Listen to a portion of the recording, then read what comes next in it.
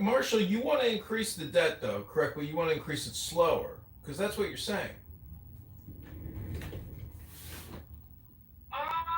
If you're paying me down to something, yes, but for a totally different reason that you actually think. My little brother was responsible for something called the no NASA reauthorization, which, since you're a kid, listening to get familiar with it, you may get asked questions about it. Who knows? The nod will probably benefit you in the room. But he had to do the reauthorization of the National Oceanographic and Atmospheric Service, and they had a couple of problems that go wrong. One, they bought Dell computers. And Dell computers were, essentially obsolete in a year or 2 years, and then the government would buy more Dell computers. Well, in the law he wrote, they got the computing space, and they used computers, so they get the newest version. I don't remember what's updated. He then took the two G1s they had to take score measurements, and what was on the poison in the shop, so it was supposed to put around more money. So they kept one and then leased one. Bought a predator with the excess to go in and take storm measurements inside of tornadoes and hurricanes and shit. And then we're able to take the weather predicting system, partition it against universities. Anyway, that bit of detail is supposed to know that he ended up saving several $billion. That, on a staff level, that's what I would want it to look like. If what you're suggesting is that to the public, it is rah-rah cuts. When it gets to the government, it is, okay, how do we do this in a way that makes sense? I'm on board with you. But it's always, to me, sounded like you want to take a machete to the right arm, and then you're going to be surprised when the patient bleeds out. Right? Something's got to give with all of that funding.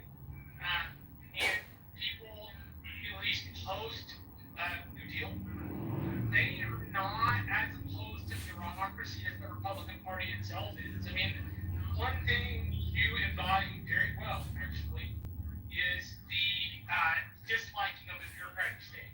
That's a constant Republican view. But the fact that we're running up against people that have want bureaucracy, that detail counts. It matters. And I think when it's not taken into consideration, you end up in a bad place. Again, that's not to say I don't want to cut government programs. It's just I think that's the responsible way to do it. I think just hacking a patient's arm off is wasteful of taxpayer dollars and bad governance. I doubt that you yourself intend for bad governance. I'm just telling you that's kind of how it hits me.